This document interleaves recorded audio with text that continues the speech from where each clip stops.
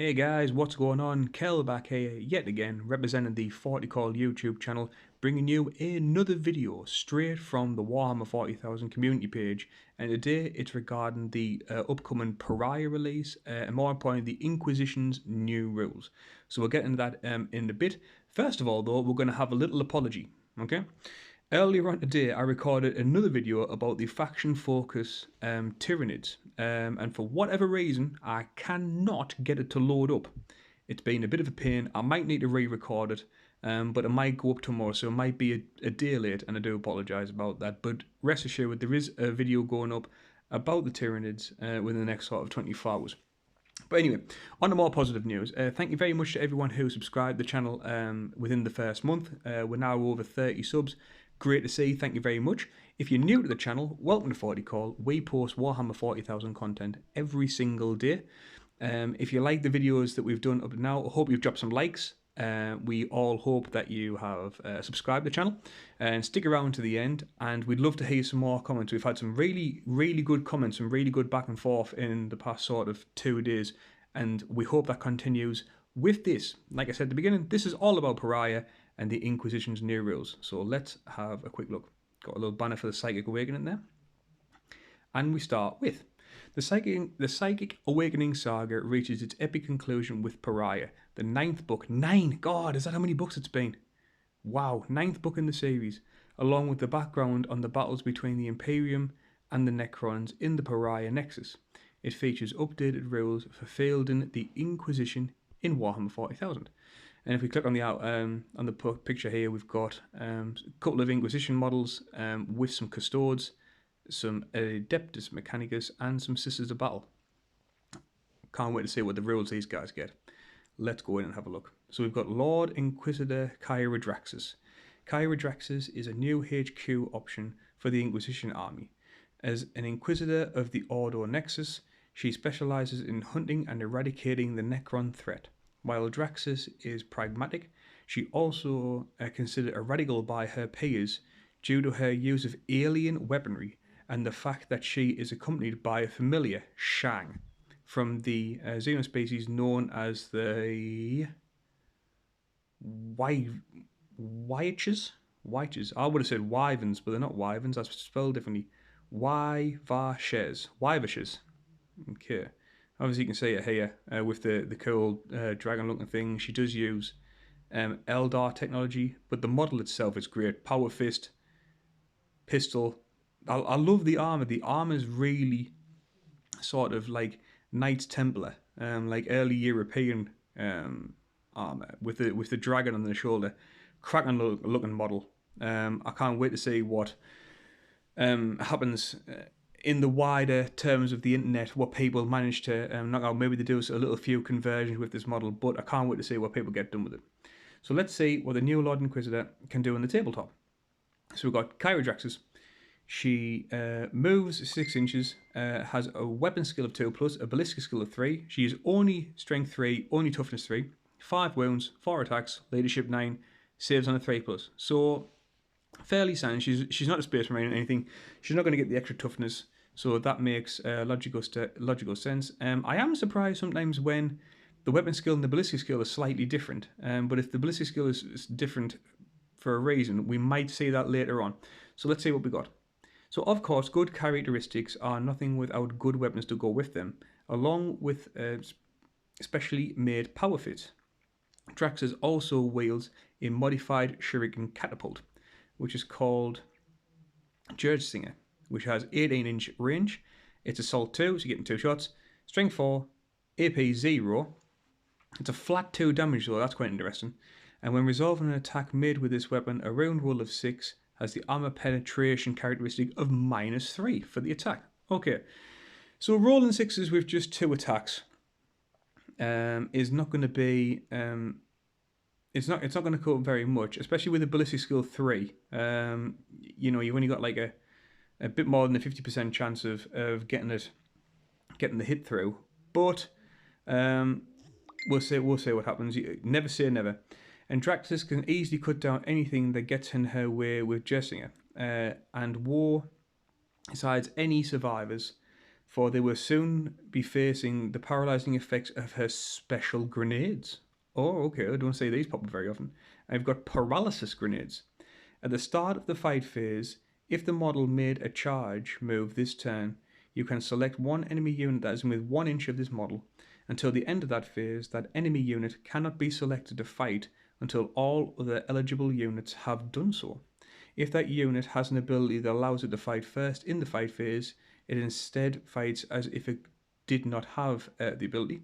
If both players' units cannot fight until all of the units have been done so, then alternate choosing which of these units to fight with, starting with the player whose turn it is taking place. So that's cool. Okay, that's a handy little ability. It doesn't seem to cost any extra attacks and stuff like that, so it's just something as long as you end up with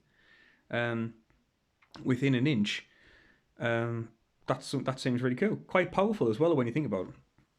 So that should ensure that Draxus always gets to strike with her power fist. But what does her mysterious familiar do? And we've got some rules for Shang. Okay.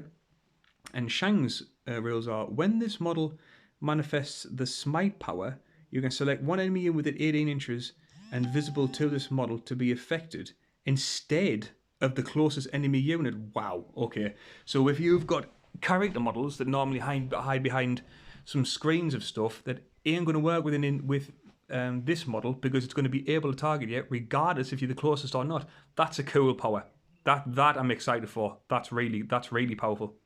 As a Saiga, the new Lord Inquisitor is already dangerous, and Shang gives her more flexibility in terms of how she can cast Smite. Use this strange winged creature to deal mortal wounds to a unit that thinks it's safe from Draxus' psychic attacks.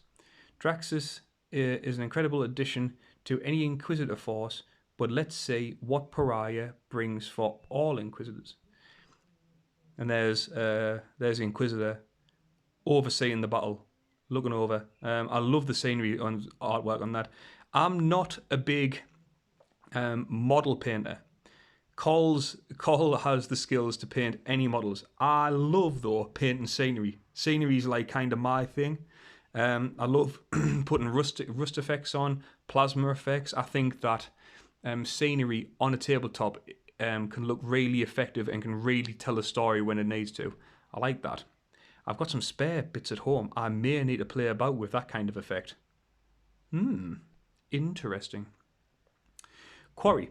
Depending on which order your Inquisitor force belongs to, you can get a bonus against certain enemies. Ordo Melius are experts in hunting demons, Ordo Heretics gain a bonus against Psychers, and Ordo Xenos are the galaxy's finest alien hunters. But what if you're always wanted to play one of the smaller Ordos, Ordo Scriptorum or Ordo Kronos, for example? Well, you can also declare your army to be from Ordo Minorus and get the following benefit. So Ordo Minorus. When resolving attack made by a model in this unit against a character unit, you can re-roll the hit and you can re-roll the wound. That's cool. That's like character hunting. If you have models that are deadly, like the above one with the psychic, and then they can get them into close combat and you re-rolling the hit and the wound, that's powerful. You're going to be getting those 2 damage weapon, those 3 damage weapon in every single time. This is cool. This article is really appealing to me. I'm liking where this is going. So this makes your entire force into exceptional character hunters. Yep, that's what the enemies of the Inquisition get for straying from the Emperor's light. Oh, and we've got some warlord traits as well. So Pariah gives the Inquisition a range of warlord traits that let you personalize the leader of your army. There are options for Ordo Hereticus, Xenos and Malleus, alongside ones that you can give to any Inquisitor, such as Puritan, which will make them even more durable. And here we have Puritan, improves your Warlord's invulnerable save by 1 to a maximum of a 3+. That's cool. Anytime that a model, for me, has an invulnerable save, when I come up against it, there's not a lot of models in my army that have invulnerable saves. When I come up against them, I have a really poor success rate of taking that model out.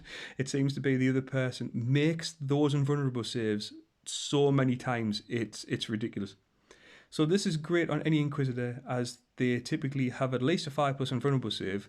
With this increased to a 4+, they can stay alive even longer to slay the enemies of the Emperor. And we even have psychic powers. The Inquisition still have access to the Telethesia discipline. This is a suit of powers known only to the Inquisition that allows them to manipulate and dominate their enemies. There are also specific powers for the 3 main ordos. For example, the Demon Hunters can cast a warding incantation. And we've got warding incantation. Has a warp charge value of 6. If manifested, select one friendly Imperium infantry or Imperium bike unit within 12 inches of the Psyker. Until the start of the next psychic phase, models in that unit have a 5+ invulnerable save. And it's specifically Imperium infantry or bikes. Okay. So I'm wondering what you'd be able to cast. How much can you be able to dish that spell out? There must be loads of stuff that have the Imperium keyword. I'm trying to think of big blobs that could have like an invulnerable save. Things like that. Or what I wonder about Death Company or Ravers or something. I'd have to look that up. There will be ways to put that onto big blob units of enemies and give them a 5+ invulnerable save. That's interesting. I need to look that up. But if you guys have any thoughts that come to mind, leave some comments and I'll be, me and Cole will happily read them. Not a bother. So who doesn't have a unit they'd like to see shrug off a third of incoming wounds? The fact that the Inquisitor can cast this on an Imperium infantry or bike unit makes them an incredibly flexible choice for an Imperium army. And we've even got relics. Oh, there's a lot of stuff here. I love it when the community page puts out pages like this. This is quality. So the armories of the Inquisition are filled with myriad artifacts. These are rare technologies, while others are mysterious sourced objects that bear a weighty history. One such item is the Ignis Judicum. I'm a rubbish pronouncing this, so I do apologise. So we've got Ordo Hereticus Inquisitor model equipped with an Inferno pistol only. This relic replaces an Inferno pistol. Oh, Inferno pistols are powerful anyway. What's this going to be? And has the following profile. So we've got Ignis Judicum, 12-inch range, pistol 1, strength 8, AP -4, D6 damage. Okay. Abilities. When resolving an attack made by this weapon against a unit that is in half range or that has the Chaos or Saiga keyword, roll 2d6 when inflicting damage with it and discard one of the results. So it's basically 2d6 and pick the highest. That's what you would go for. That's really cool. So it's like a special Inferno pistol for hunting Chaos and Saigas. I like that. That's cool. And with AP -4, okay. As long as it's going up against stuff that's not going to get an invulnerable save, that's going to just melt stuff. It's going to melt through armor. Or at the very best, put them on a 6+ save. Even with one shot, D6 damage, can't go wrong with that one. It's a perfect weapon for Ordo Hereticus, as there are absolutely nothing better than barbecued witch.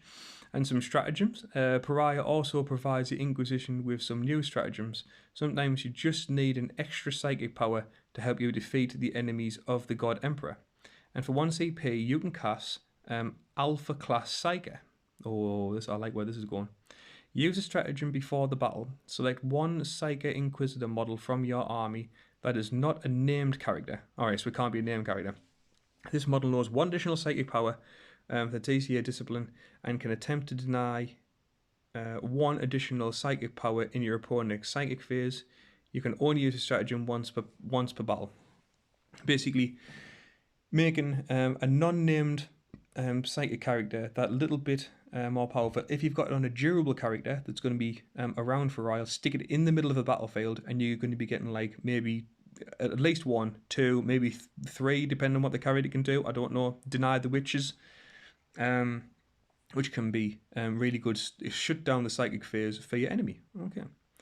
Use this when you need the tactical flexibility of an extra power, or when you're facing a psychic heavy army such as the Thousand Suns, so that you'll have extra chances to shut down their abilities too. Occasionally, your inquisitorial agents will have a bit sneaky in order to claim victory. And for 1 CP, you can cast Clandestine Operation.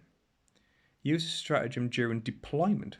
Select one infantry and inquisitor unit and up to one acolyte. Infantry inquisitor unit and up to one acolyte, up to one demon host, and up to one Draxus unit. Okay, that's a lot. These units can be set up anywhere on the battlefield that is more than 9 inches away from the enemy deployment zone, but all models set up in this way must be set up within 6 inches of the selected Inquisitor unit. You can only use this stratagem once per battle. Okay, so that's going to give you the ability to deep strike. Let's have a look. 1, the Inquisitor, Acolyte, Demon Host, and Draxus. So that's like 4 models you're going to be able to set up 9 inches away from the enemy. And it's going to be. I don't think it'll be a problem getting them within 6 inches of each other. So that's really cool. That's the ability to have 4 powerful models, 4 powerful characters, closer up the board from the start to really put the cat amongst the pigeons. So this is a perfect stratagem to use to get your Inquisitor into place to cast Smite on the enemy unit of your choice, and also get your Draxus Weaponsmith into position to gun down your foes. All Inquisition forces can be added into an Imperium detachment without other units losing their detachment abilities. So it's perfect time to get Draxus to lead your Space Marines. Okay, so that answers my question from earlier. Astra Militarum, Adeptus Mechanicus, Adeptus Sororitas, any army really. And Pariah is available to pre-order from Saturday, along with Lord Inquisitor Draxus. In the meantime, get yourself Inquisitor Greyfax, so that you have someone ready to lead your Inquisition forces in the battle. Okay, so that's interesting. So are we able to take it in my army as well? I'd be interested to see how that would stack up. That's given me actually a lot to think about. But what do you guys think? What are your thoughts on the new Inquisition models and the rules and everything you've seen here today? Let me and Cole know in the comments below, and we'll quite happily respond to any comments that we get. Like I said at the beginning, if you're new to the channel, this is 40k. We post news, hints, tips, reviews, painting videos, and eventually we will be doing 40k battle reports in due time. If you're new to the channel, hit the like button if you've liked what you're seeing. More importantly, subscribe, be part of the channel, help the channel grow into something special, and be with us on this exciting journey. That's going to be it. I hope you enjoyed the video, guys. I will try my best to get that faction focus about the Tyranids up today. If not today, it'll be tomorrow, so apologies about that again. But bear with me, and I will win against YouTube. I will win. But this is Kel signing out saying stay safe, look after each other. Until next time, guys, we'll see you later.